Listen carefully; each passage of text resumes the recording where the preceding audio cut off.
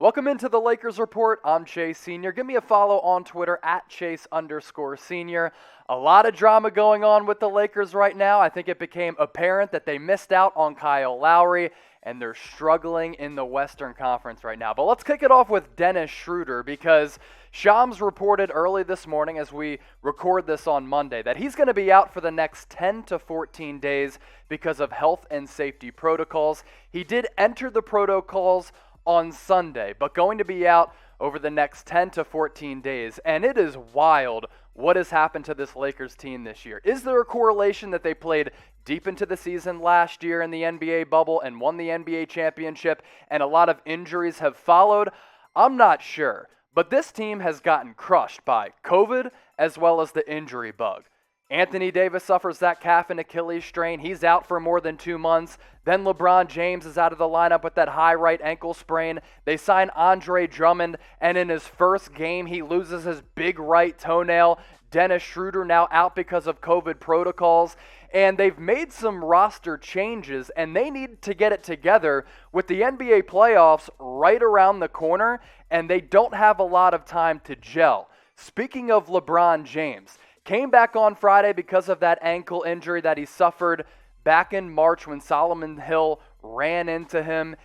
He left Sunday's game against the Raptors early in the fourth quarter, and the Lakers are calling it ankle soreness. And this was LBJ's second game back since returning on Friday night against the Sacramento Kings for the first time since that aforementioned injury against the Hawks on March 20th. So LeBron already feeling the effects of that ankle injury. What is your level of concern with his ankle? Get into the comments and let me know.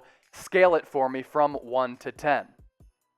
We talk about the Lakers struggling right now. They really are. Slipping in the Western Conference standings, 1-6 in their last 7 games, and it hasn't been pretty. Even with Anthony Davis back in the lineup, they didn't look good, and AD hasn't necessarily looked all that great either. Let's give them a little bit of time, though. But April 19th, loss against the Jazz. Then they lost back-to-back games in Dallas against the Mavericks. One against the Orlando Magic. But now, 3 straight losses against the Washington Wizards, against the Kings, one of the worst teams in the league. And on Sunday night, wasn't really close. I mean, they were drubbed by the Toronto Raptors. And what do you know? Since Vivian disappeared, this wild catfish story, to the levels of Manti Te'o, the Lakers 1-6. Any comparison? Any reason? I don't know. Vivian, where are you? You might have to come back. This is what Kyle Kuzma had to say about the Lakers' struggles. I just don't think we're connected right now. I think we're unhealthy and just not good enough. We're just not together as a whole team, staff, everything. Anthony Davis also said after that Raptors loss following Kuzma, this is the lowest that we've been. The only direction that we can go is up. Well, they certainly want to go up in the Western Conference standings. Suns and Jazz tied at 46 and 18 at the 1 and 2 spots. Nuggets, no Jamal Murray. Jokic, I think he's locked up the MVP. Denver's in at third, followed by the Clippers and the Mavericks. And there are the Lakers in 6th place, tied with the Trailblazers, in danger of having to play in the NBA play-in tournament, which wouldn't be good. And Lakers, you better get it together, because over the next 5 games, this slate is tough. Not sure if LeBron is going to play on Monday night against the Denver Nuggets, and then they have to play against the Clippers, who are red hot. Kawhi's back. Against the Trailblazers, who have won 4 in a row. Against the number 1 seeded Phoenix Suns and the New York Knicks, who have won 11 out of 12. And LeBron James isn't happy about the prospects of potentially having to play in the play-in tournament. LeBron said, whoever came up with that ish needs to be fired. It's kind of funny because I think LeBron is quoted as saying the NBA play-in tournament is good for the NBA. But Laker Nation, let me pose this question for you. Do you like the play-in tournament? Type L for, yeah, I like it. Type T for, I think it's trash. I think the play-in tournament is fine. I just think it's hilarious how when the Dallas Mavericks were in 7th place a couple weeks ago, Luka Doncic and Mark Cuban say, the NBA play-in tournament is awful for the NBA. We hate it. And now that the Lakers are in danger of having to play in the play-in tournament as well, LeBron calls it ish. So It's funny how the Lakers and Mavericks rip it when they're potentially going to be in it, but I think it's good and it adds intrigue to the NBA. I'm not panicking yet, though, if I'm the Lakers. Look, LeBron just came back. AD has to ramp up. You have new roster additions in Andre Drummond and Ben McLemore. Give this team at least a few games together to get it together, and I think they're going to be fine given their championship-level experience. So back in 2014, I spent a summer in Los Angeles. Epic summer, one of the best of my life. Hit me up on Twitter or Instagram at Chase_Senior if you want to hear about it. I was living just outside of Los Angeles. I wish at the time I had the Newsbreak app because it's just tremendous and I use it every single day. If you go to chatsports.com/LakersNB and download the Newsbreak app on your iPhone or Android, you'll understand what I'm talking about, because on one single feed from all of your local news sources, you get your local news, weather, and crime, politics, entertainment, and pop culture news, as well as your sports content. Speaking of sports, the Lakers Report has a feed on the Newsbreak app, so you can catch us on YouTube or on Newsbreak. Go to chatsports.com/LakersNB, search the Lakers Report. It's very easy. And give us a follow. We have currently 157 followers on the Lakers Report on Newsbreak. Let's get to 200, and therefore you'll be up to date on all of the latest news and rumors with the Los Angeles Lakers. So once again, chatsports.com/LakersNB. Download the Newsbreak app right now. I'll put that link in the description as well as the comments.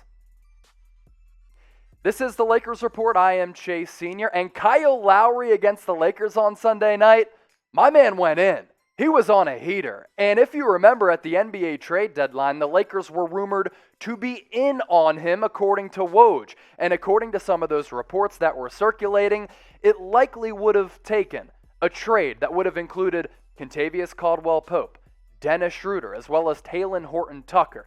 Instead, the Lakers elected to hold on to those players, and they did not trade for Kyle Lowry. But they saw last night they probably should have pulled the trigger on that deal. At least that is my opinion, because Kyle Lowry had his best game of the season and showed the Lakers, hey, this is what I could have brought to the table in this playoff push, and if you would have traded for me, maybe we wouldn't be struggling right now if I was on the squad. 40 minutes, 37 points, which was a season high for Lowry.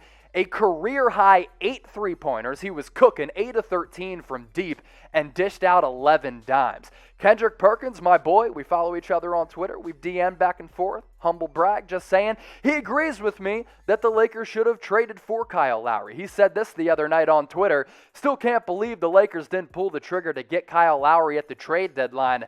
Just saying, though, in my honest opinion. What is your honest opinion, Laker Nation? Should the Lakers have traded for Kyle Lowry? Type M if you think the Lakers missed out. Type S if you thought the price of KCP, Schroder, and THT was too steep. This is why I think the Lakers should have pulled the trigger on that deal. Look, LeBron James is 36 years old right now. Very curious that he said he doesn't think he'll ever be 100% coming off that ankle injury. The window to win is right now for the Lakers. They are a championship-ready team in the current moment. I understand Kyle Lowry is 35 years old, but he helps you right now in this window. And I talk about his age.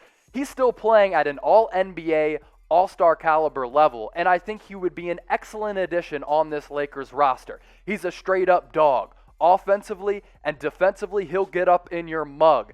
And that championship playoff pedigree is so important, especially when you look at the Lakers' current point guard production.